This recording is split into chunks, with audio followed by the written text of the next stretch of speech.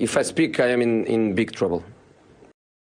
Bonjour à tous, bonjour à toutes, j'espère que vous allez bien, moi ça va super en cette fin de semaine comme d'habitude, content de vous retrouver, j'espère que vous allez bien, j'espère que votre semaine se passe bien, que le mois de janvier est en train de se dérouler tranquillement. Je sais que c'est un mois long pour tout le monde, donc j'espère que vous vous en sortez. Bientôt le retour des beaux jours, le retour du soleil. C'est vrai qu'on le voit pas beaucoup en ce moment, mais il va revenir, on en est certain. Et ce qui va revenir aussi, c'est notre bonne vieille Ligue 1 qui nous lâche pas ce week-end. Pas de trêve, pas de je sais pas quoi. On continue, mais avant ça, petite vidéo pour parler d'une chose très importante en cette période hivernale. On sait que souvent, on a en période hivernale la CAN, la trêve, le début des matchs intéressants en Coupe de France, mais c'est surtout la période du mercato. Et oui, le mercato est de retour. On en a eu un chargé cet été, comme d'habitude. Hein, les clubs de Ligue 1 très actifs pour le mercato, ça fait toujours plaisir. Mais c'est le cas aussi en hiver. Il y a une période de mercato qui s'ouvre chaque hiver. C'est du 1er janvier au 2 février, si je ne dis pas de bêtises. Période dans laquelle les clubs de Ligue 1 peuvent tout simplement enregistrer des nouveaux joueurs. Et donc aujourd'hui, on est là, on se retrouve pour un petit peu tout simplement débriefer les premières recrues qui sont arrivées. Bon, il y en a plusieurs. Ça va pas être une vidéo exhaustive de tous les joueurs qui vont arriver en Ligue 1 ou qui vont trouver un nouveau club sur ce mercato, parce que d'ici à ce que je poste cette vidéo et que le mercato se termine, à mon avis, il y en aura des nouveaux. En plus, vous connaissez la plupart des présidents de Ligue 1, ils aiment bien faire leur coup en toute fin de mercato dans les dernières heures. Donc à mon avis, on en aura plusieurs autres après cette vidéo, mais au moins je vous fais un petit débrief de, pour l'instant, ce qui a été fait comme transfert. Et voilà, tout simplement vous donner mon avis sur ces arrivées-là. Je pense qu'on va diviser la vidéo en 3 catégories.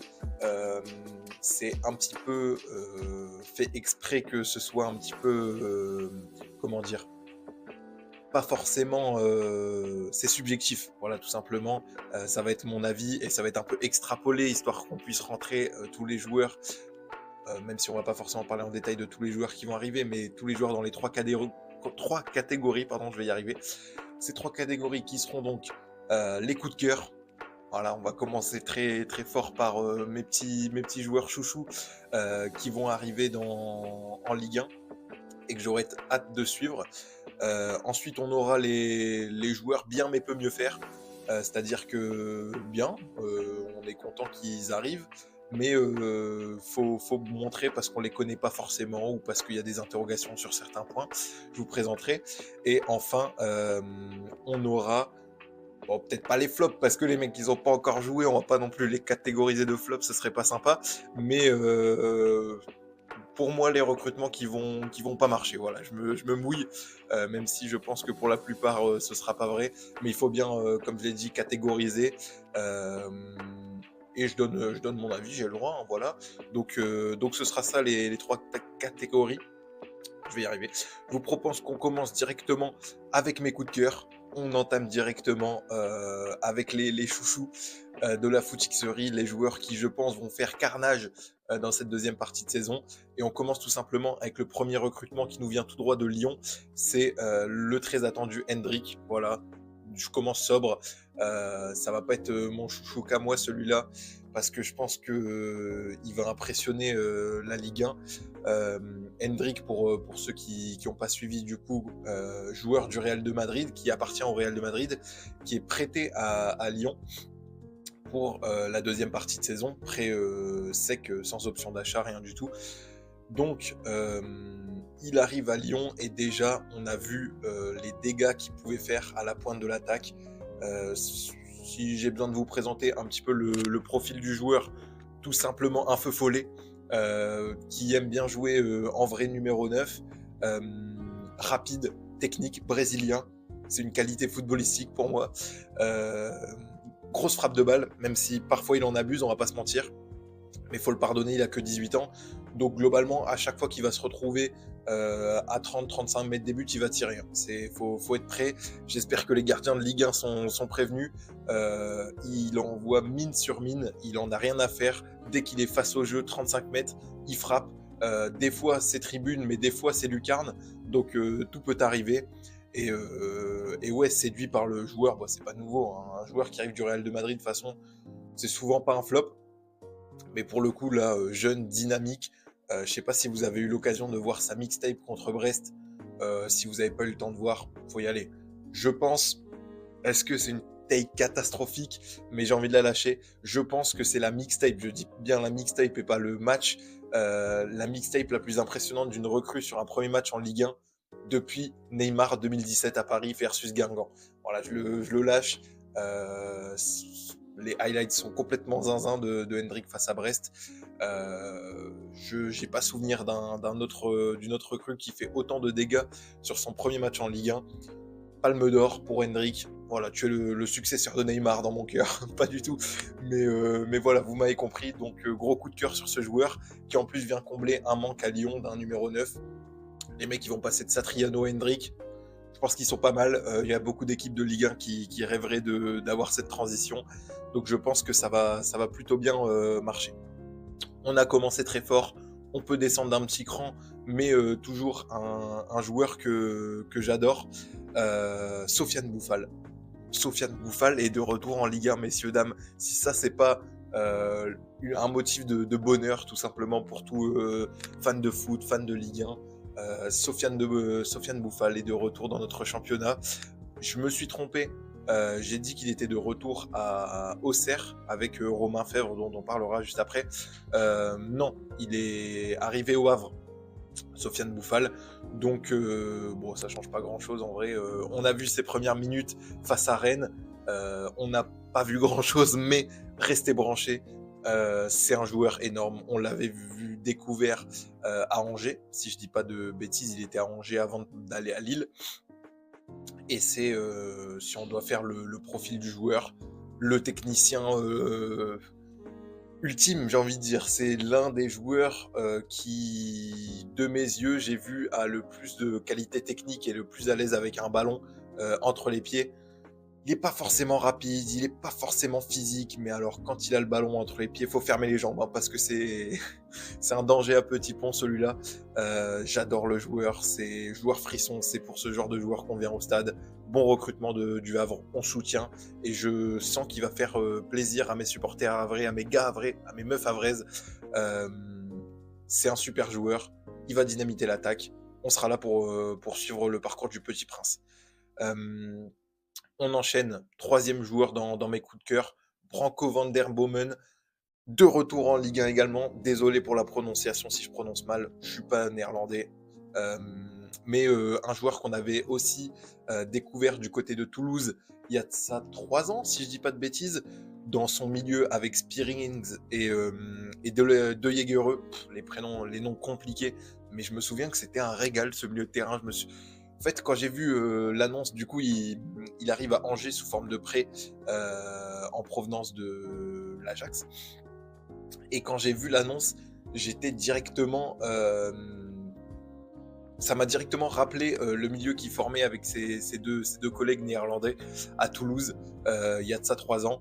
Ça m'a fait des très bons souvenirs.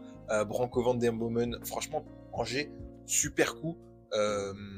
Ils ont déjà Iman Abdelli, mais je crois qu'il est en instance de départ, donc il fallait un joueur techniquement supérieur à la moyenne.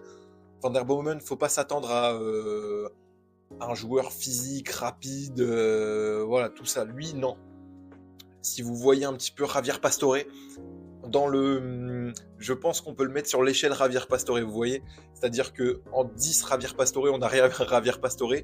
Et Van der Bomen, c'est genre 8 sur l'échelle Javier Pastore. C'est un joueur élégant.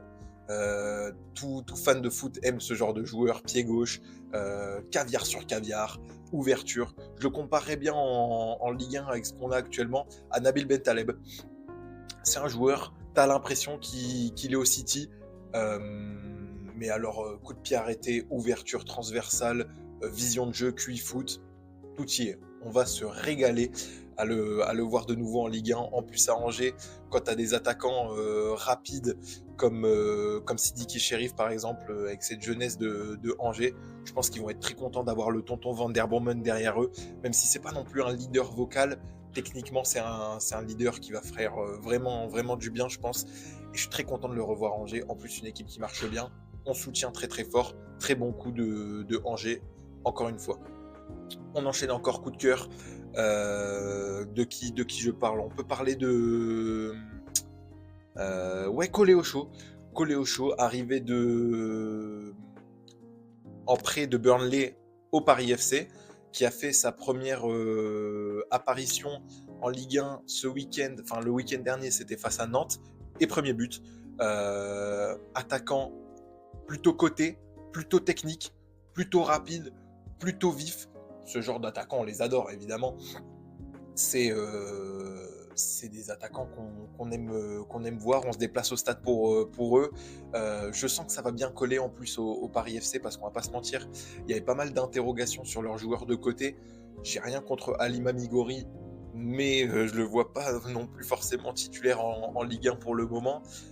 Sinon, il joue pas mal avec Ilan Kebal est souvent mis sur la compo en tant qu'ailier, mais en vrai c'est un numéro 10. Ilan Kebal, c'est peut-être le numéro 10 de notre Ligue 1, donc je le préfère dans l'axe, et donc il nous fallait un joueur de côté, parce qu'en vrai il y a peu de joueurs qui sont capables d'évoluer sur l'aile au Paris FC, à part du coup Gori, et peut-être un petit coup de Mathieu Cafaro, mais bon, je préfère Koleosho que Mathieu Cafaro. Même si vous ne l'avez pas encore vu jouer, Koleosho, croyez-moi, vous préférez à Mathieu Cafaro. C'est pas contre Mathieu Cafaro, c'est pour Koleosho. Donc, coup de cœur également, et j'aurais très hâte de le suivre. Et dans la même veine, un petit peu, tout récemment, ça s'est fait mercredi soir, du coup, l'officialisation par Mehdi Benassia. Wow, je vais y arriver. Mehdi Benassia, du jeune joueur en prêt de Arsenal, Nwaneri. Alors j'avoue, je vais pas faire le puriste, je le connaissais pas avant qu'il arrive à Marseille. C'est un très jeune joueur, habitué des gammes jeunes en Angleterre. Il avait pas mal joué apparemment la saison dernière avec Arsenal, et Mikel Arteta l'a un peu moins fait jouer cette saison. C'est un petit coup d'arrêt dans sa très jeune carrière, hein, le poteau à 18 ans, inquiétant, plus jeune que moi. Mais du coup, il avait envie de se relancer dans un nouveau défi, et je pense que Marseille peut être le défi parfait pour lui en vérité. Jeune joueur, il va faire lever les foules, Nwaneri, j'en suis sûr, à part s'il prend la pression du Vélodrome, ce qui peut arriver à un tout jeune âge comme ça, mais ailier technique, percutant, 1 contre 1, vitesse, c'est tout ce qu'on aime, c'est ce genre de joueur qu'on veut dans notre Ligue 1. Il vient pour un petit peu en joueur de rotation pour Greenwood. Je serais pas surpris qu'il finisse la saison titulaire. On sera derrière toi, mon petit. Et enfin, dernier coup de cœur, après on enchaîne. Aïdara, qui arrive du côté de Lens. Coup de cœur pour plusieurs raisons. Déjà parce que Lens qui recrute, souvent ça fait mouche, donc je me dis, Aïdara, j'avoue, je vais pas faire le puriste non plus, il joue à Leipzig, j'ai pas vu tous les matchs de Leipzig cette saison, mais souvent Lens qui recrute, ça marche plutôt bien. Florian Thauvin, on l'avait perdu de vue, il revient bien. Hudson-Edouard, pareil, il revient fort. Il y a des joueurs, Sangaré, pareil, Baïdou, pareil, donc Risser, pareil, c'est des recrues qui fonctionnent plutôt bien. Donc je me dis pourquoi pas Aïdara. En plus, le mec, c'est pas comme si c'était un illustre inconnu. Il a quand même des références, que ce soit en Ligue Europa ou en Ligue des Champions. Il est pas tout jeune, hein, je crois qu'il doit avoir 28 ans, quelque chose comme ça, Aïdara. Donc on l'a vu dans des grandes affiches européennes. Il était dans l'équipe qui fait demi-finale, si je dis pas de bêtises. Si c'est pas demi-finale, c'est quart de finale. Quand le PSG va en finale, c'est en 2021 avec Leipzig. Il n'était pas titulaire à ce moment-là, mais il était un joueur important de la rotation de Julian Nagelsmann à ce moment-là, coach de Leipzig. Donc, ouais, pour moi, c'est un bon coup, encore une fois, de la part de Lens, qu'il a attiré pour seulement 3,5 millions. Je crois que c'était un truc comme ça, Aïdara. Franchement, c'est pas cher payé. Et au pire, ça marche pas. Tu as toujours tes milieux de terrain, Sangaré, Thomasson, Bulatovic. Tout va bien à Lens qui se rajoute une petite cartouche à leur arme, j'ai envie de dire. On peut enchaîner deuxième catégorie, les bien mais peut mieux faire.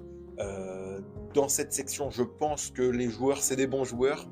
Je pense que le fit est pas trop mal, mais il y a des petits doutes, il y a des petites interrogations, et c'est pas des joueurs qui vont forcément me faire vibrer.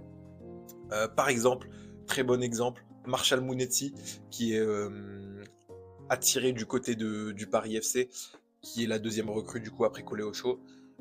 Bon, Marshall Mounetzi, bon joueur, on l'avait connu du côté de Reims. Quand Reims, ils font leur bonne saison, là, vous vous souvenez, c'était il y a 2 ans, où ils avaient du Mounetzi, il y avait du Balogun aussi. Donc c'est là où on l'a vraiment, enfin en tout cas moi je l'ai vraiment découvert. Bon joueur, milieu de terrain, physique, volume de jeu, bon volume de jeu, capable de te ressortir les ballons. Il est pas peintre, hein, Marshall Mounetzi. Il est à l'aise avec ses pieds. Et je pense qu'il vient apporter un petit peu de masse, un petit peu de mordant dans un milieu de terrain du Paris FC qui peut être parfois frêle quand tu alignes Pierre Lesmelou, Maxi Lopez et Ilan Kebal. T'as envie d'avoir un bestiau au milieu pour récupérer les ballons. Camara peut faire ce taf-là déjà au Paris FC. Marchetti était un peu là pour ça aussi. Mais j'aime bien le recrutement de Marshall Mounetzi. Ça va pas dans les coups de cœur parce que c'est Marshall Mounetzi. Mais quand même bon joueur, je valide. Et je trouve que le choix est pertinent de la part du Paris FC qui, sur leurs 2 recrues, du coup, moi, me satisfont bien. Un deuxième milieu de terrain auquel j'avais envie de parler, c'est Ahamada qui arrive à Auxerre pour 3,5 millions seulement en provenance de Crystal Palace. En plus 3,5 millions ça va. Bon, en même temps, Auxerre ils peuvent pas mettre beaucoup plus sur la table, je pense. Mais on sait que les prix en première ligue, c'est souvent un peu plus élevé. Donc là, ils l'obtiennent pour seulement 3,5 millions. Je connaissais pas le joueur avant de le découvrir face à Lens, où là, j'ai vraiment découvert un milieu de terrain capable de récupérer des ballons, impressionnant la récupération dans ses efforts, mais aussi capable de se projeter. Donc ça va vraiment être une belle plus-value pour Auxerre. Contre Lens, très bon match. C'était son premier match. Bon, je pense qu'il n'avait pas 90 minutes dans les pattes, le bonhomme. Ça faisait longtemps qu'il n'avait pas joué. Ils l'ont dit quand ils ont commenté le match, les commentateurs, je me souviens plus. Ça faisait au moins 1 an, je pense, qu'il n'avait pas joué. Il était mis au placard par Palace. Donc, à mon avis, il n'est pas encore bien en rythme. C'est pour ça aussi que je le mets pas dans mes chouchous. C'est que je pense qu'il va avoir un temps d'adaptation pour se remettre en rythme et un temps d'adaptation à la Ligue 1. Mais il a le profil d'un très bon milieu de terrain qui va faire du bien à Auxerre dans leur mission maintien. Je pense qu'il a toutes les qualités pour s'imposer dans cette équipe. Et Auxerre, on peut directement parler de leur deuxième choix aussi du coup, qui est Romain Fèvre, qui est un joueur qu'on connaissait déjà bien. Je crois qu'il a joué en premier à Rennes, Romain Fèvre, si je dis pas de bêtises. À Brest aussi, ou c'était à Lorient. Brest et Lorient, peut-être la carrière de Romain Fèvre. Lyon, premier club de Romain Fèvre, je crois, formé là-bas. Mais attaquant, ailier plutôt, capable de marquer des buts. Donc il le faut pour Auxerre, on va pas se mentir, qui est, je pense, je vérifie là, mais l'une des pires équipes de Ligue 1. Ouais, c'est ça, c'est la pire de toute façon, avec seulement 14 buts. Donc il fallait recruter un attaquant. Le choix de Romain Fèvre, très bien. Je valide ce choix-là, c'est un bon joueur. Il fallait des joueurs qui connaissent la Ligue 1 parce que Sékou Mara, Dani Namasso, ça semble un peu encore juste. Même si Namasso il monte en température, Sékou Mara un peu juste. Donc choix de Romain Fèvre, plutôt pertinent. Je vois où Auxerre veut en venir et je soutiens. Souvent ce genre de joueurs, ce genre de profils qui connaissent la Ligue 1, ça fait pas rêver parce que évidemment on aime bien avoir comme Marseille ce genre de petits jeunes cracks anglais qui viennent compléter ton effectif qu'on connaît pas, qu'on apprend à découvrir, qui deviennent des chouchous. Mais quand on joue le maintien comme Auxerre, C'est bien d'avoir des profils qu'on connaît, dont on est sûr, parce que Romain Fèvre, on sait ce qu'il peut faire. Bon, on sait ce qu'il peut pas faire, mais on sait ce qu'il peut faire. Donc c'est important d'avoir des certitudes, voilà, quand on joue le maintien. Et je pense que c'est ce que Romain Fèvre peut apporter à l'attaque d'Auxerre, qui est en grande difficulté cette saison, malgré de la bonne qualité. Pareil, je pense que c'est un peu le choix qui a été fait du côté de Nantes, avec le recrutement en tout début de mercato de Denver Machado, je suis pas sur la prononciation, on va dire Machado, en provenance de Lens, je crois qu'il était, euh, pour seulement 500 000 euros, si je dis pas de bêtises. Bah, pour le coup, bon recrutement aussi, je trouve. Le problème à Nantes, on va en reparler après sur leur deuxième recrutement, c'est peut-être pas forcément la défense, parce que Machado, ouais, si vous connaissez pas, latéral de formation, capable de se projeter, bonne qualité de centre, un vrai latéral, latéral moderne. En fait, j'ai l'impression que latéral moderne, on emploie ça que pour les latéraux qui sont forts, genre les Hakimi, les Nuno Mendes, les joueurs vraiment, vraiment chauds. Mais c'est un peu l'idée, c'est un latéral qui est capable de défendre et capable de se projeter, de mettre des bons ballons dans la surface. Donc intéressant. Là où j'ai pas trop compris, c'est que Kantari, les 2 premiers matchs, il l'a mis ailier. Alors Machado, c'est pas un ailier, les gars. Faut se réveiller à Nantes. Bon, de toute façon, à Nantes, c'est très compliqué. Mais c'est pas un ailier. Et quand tu as encore Nicolas Cozza dans ton 11 titulaire, je pense que tu peux y glisser Machado. Hein. C'est pas comme s'il y avait une défense trop solide dans laquelle tu peux pas placer Machado. Ça va, il y a des mecs, tu peux les remplacer. Sans offense à Nicolas Cozza, évidemment, mais je pense qu'il est temps de faire un petit tour sur le banc, monsieur. Euh, donc voilà, pas compris son utilisation. Là où j'ai un petit doute, c'est qu'il s'est déjà blessé contre le Paris FC. Je crois que c'était son deuxième match. Si je dis pas de bêtises, c'était ça, blessure pour Machado. Donc on va voir comment il revient, mais déjà il n'était pas dans les plans de Lens. Il revient, il se blesse. Attention, et en plus c'est pas forcément un joueur qui va te changer totalement la physionomie de ton équipe. Machado, bon joueur, hein, je le répète, mais voilà, faut pas tout miser sur lui non plus pour le coup. Et dernier joueur où j'aime bien le profil, mais j'attends de voir pour me prononcer en véritable coup de cœur, c'est le milieu de terrain recruté par Lyon, Narté, je crois que ça se dit comme ça, en provenance de Bodo Glimt.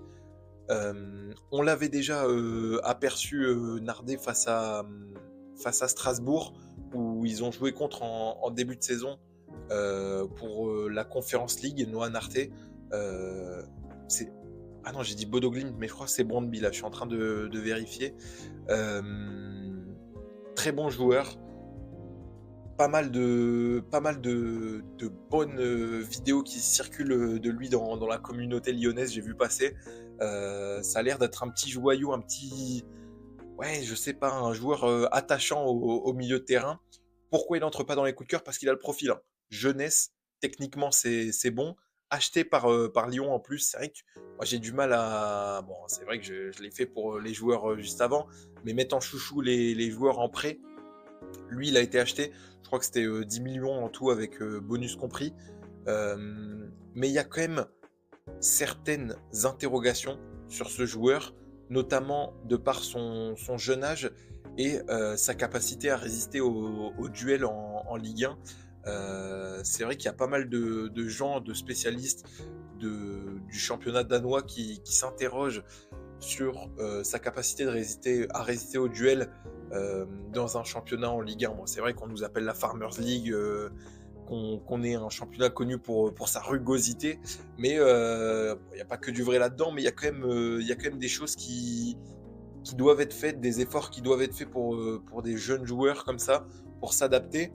Et c'est vrai que s'il est frêle, ça va être compliqué pour lui. On le voit un petit peu, en plus, ils ont un peu ce problème-là avec Kalismera, qui est, lui, pour le coup, vrai chouchou. Kalismera, je ne descendrai pas du train, je suis à bord, mais c'est vrai que pour le moment, ça reste un petit peu juste physiquement. C'est des joueurs qui, techniquement, sont supérieurs à la moyenne et qui ont toutes les qualités pour évoluer au plus haut niveau. On va pas leur demander de descendre, mais quand il y a de l'impact physique et quand tu as un petit peu des tontons en face qui viennent te picorer les chevilles, c'est vrai que ça peut vite devenir compliqué. Donc j'attends de voir, savoir s'il est capable de s'adapter à notre championnat, mais de ce que j'ai vu, des vidéos que j'ai vues, parce que j'avoue, je regarde pas le championnat danois, c'est pas mal, c'est pas mal. Bon choix. En plus, si ça marche pas, bon, ils ont déjà des milieux de terrain de qualité avec Tyler Morton, avec Tanner Tessman, avec Corentin Tolisso. Je pense que c'est plus ou moins un pari. Et en plus, ils l'ont sur le long terme, comme il est en transfert. Donc, je pense que ça reste un bon choix côté Lyon. Ok, maintenant, on peut transvaser vers la dernière partie de cette vidéo. Les joueurs avec lesquels j'ai moins d'affect ou j'ai plus de doutes, ça veut pas dire qu'ils vont pas réussir, mais ça veut dire que j'ai des petites interrogations. Je suis pas sûr que ce soit sur le joueur ou sur le recrutement en règle générale. J'ai 4 joueurs dans mon sac à dos. Je propose qu'on commence par le premier. Et c'est malheureusement Rémi Cabella. Pourquoi je dis malheureusement? Parce que c'est un joueur que j'ai apprécié par le passé.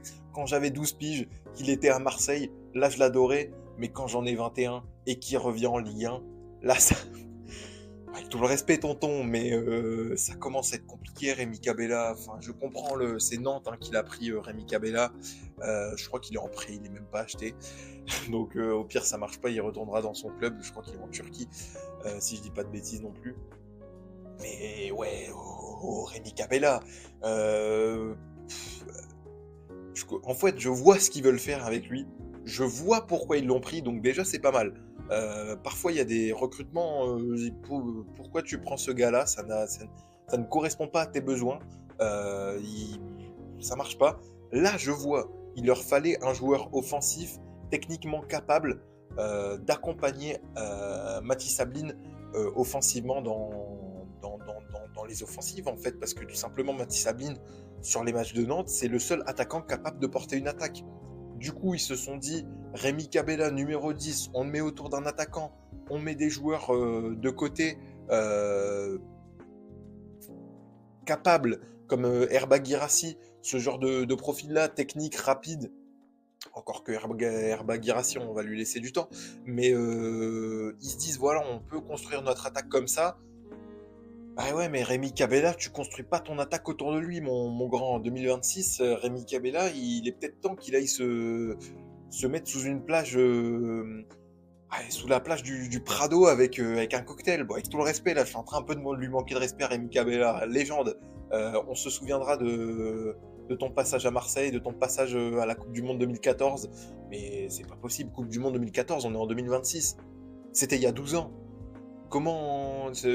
Je sais, je vois, joueur habitué du championnat de Ligue 1 qui donne des certitudes, mais on l'avait vu à la fin. Il était revenu déjà à Lille. Première saison, génial. Deuxième saison, il y avait du déclin. Et sur la fin, c'était très compliqué, Rémi Cabella. Et il était un peu parti par la petite porte, alors qu'il avait fait vraiment un retour assez fracassant, j'avais trouvé. Mais là, c'est clair que le poteau est décivé. Le poteau, ça devient compliqué de tenir les matchs de Ligue 1 à haute intensité. Donc le choix de Nantes, le recrutement, le cirque Valdemarquita continue. Ça va être compliqué de se maintenir dans ces conditions-là. Peu de confiance en eux, malheureusement. Je pense qu'ils vont faire partie des descentes. Et si vous voulez ma take, c'est descente nette pour Nantes. On passe pas par le barrage. Là, ils sont barragistes. Ils vont se faire dépasser par Auxerre. Ça, c'est ce que je pense. Mais voilà, c'est avec tout le respect pour Rémi Cabella, toute sa carrière, je pense qu'il est temps d'aller prendre sa retraite maintenant. Voilà, c'est ma take. J'espère qu'il me fera mentir le tonton. Le deuxième joueur où j'ai un peu plus de doutes, c'est Woodfess. J'avais loué sa performance avec Monaco. C'était dans la défaite. Contre qui ils perdent déjà Monaco? J'ai pas envie de dire de bêtises. Ils ont perdu le week-end dernier, mais je me souviens plus contre qui. Bah, déjà, ils ont pris. Voilà, c'était contre l'Orient. Ils ont pris 6-1 face à Madrid aussi.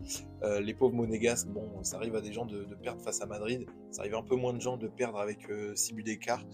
Enfin, 5 buts d'écart en prenant 6 buts. Bon, on va pas lui imputer la défaite. Il n'était pas titulaire, Woodfest, parce que pas qualifié en Ligue des Champions. Mais t'en prends 3 contre l'Orient. En vrai, je vois aussi ce qu'ils veulent faire avec son recrutement, c'est-à-dire que c'est un joueur expérimenté, il commence à avoir roulé sa bosse, hein, le frérot. En défense centrale, il y avait des besoins, hein, on va pas se mentir. Depuis que Thilo Kehrer c'est devenu un cadavre et que Eric Dyer il a 50 ans, c'est un peu, c'est un peu compliqué. Bon, j'abuse, mais vous avez compris ce que je veux dire.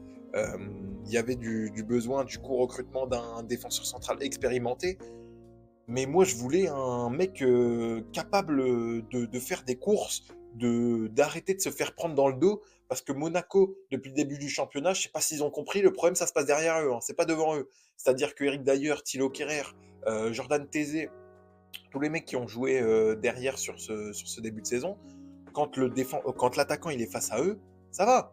Ils peuvent le maintenir dos au jeu, ils sont capables physiquement. Le problème, c'est quand ils doivent se retourner et courir vers leur but.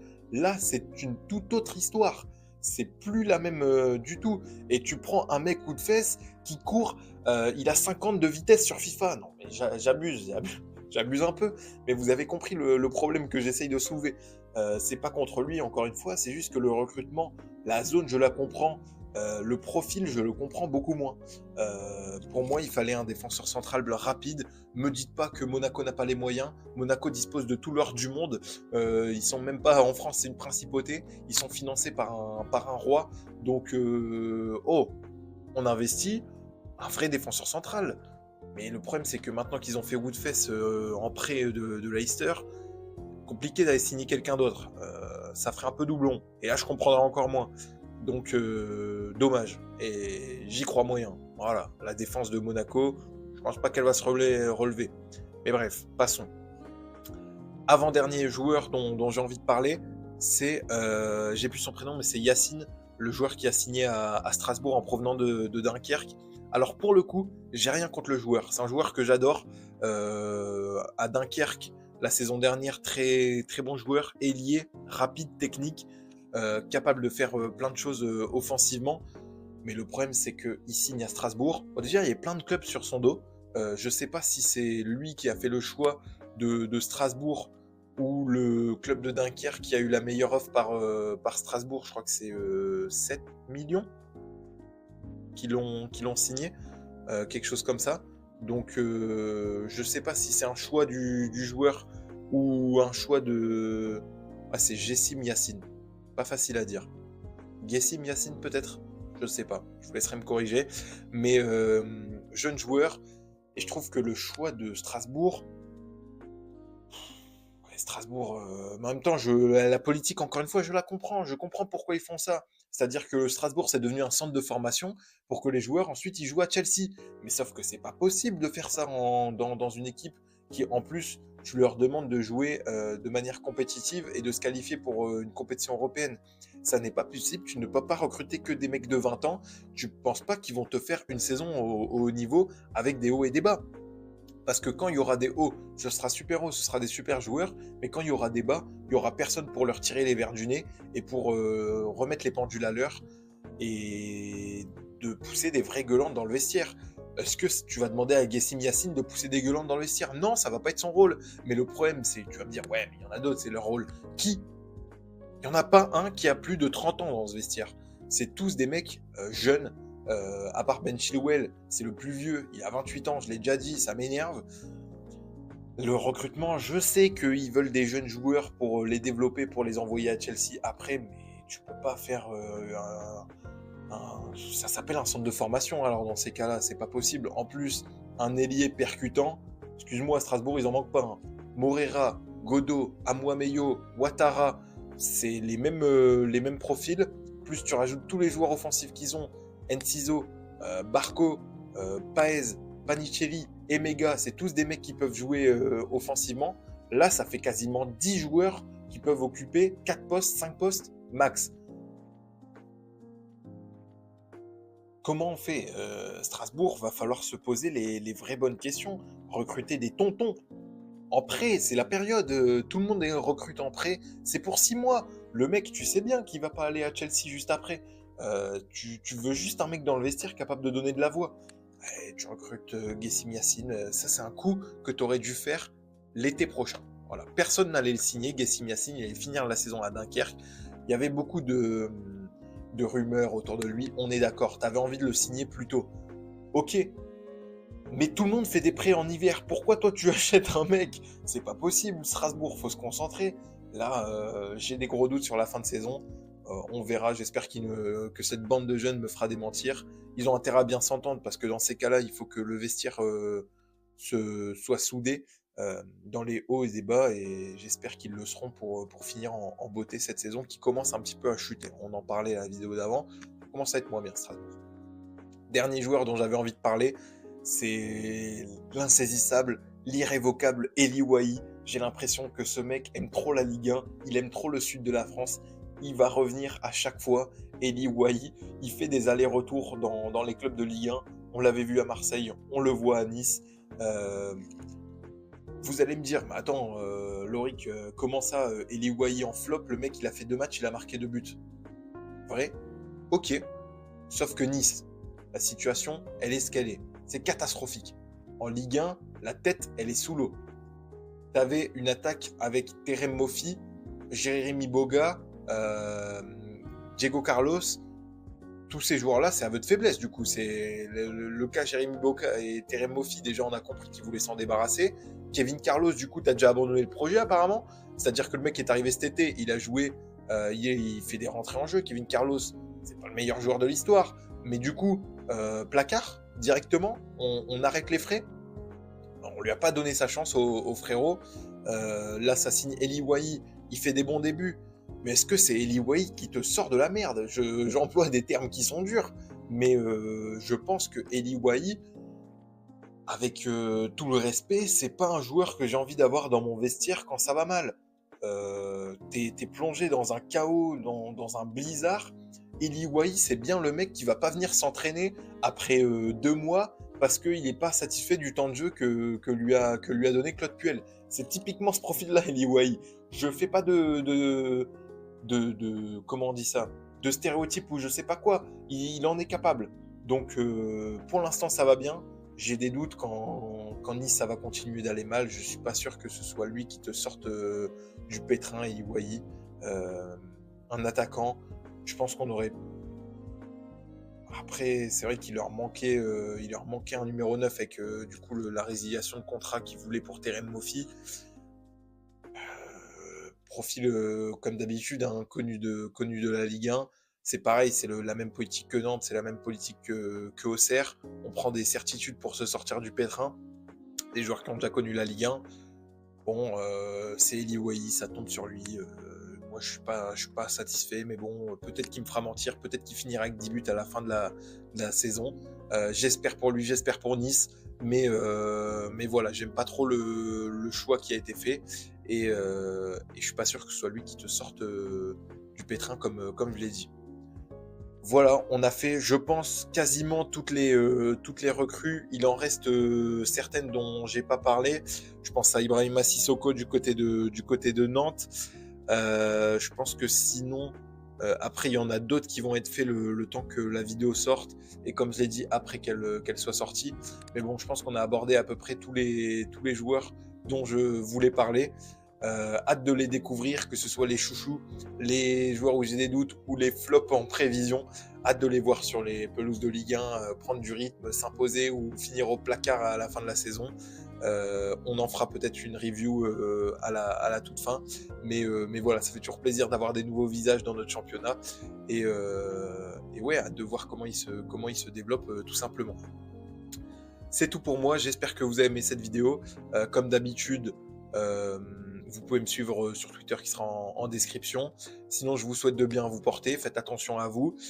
On se retrouve après pour un nouveau week-end de Ligue 1. ça fait plaisir. Et sinon, ouais, comme j'ai dit sur Twitter, ou dans une prochaine, vidéo YouTube comme d'habitude. Allez, salut à tous!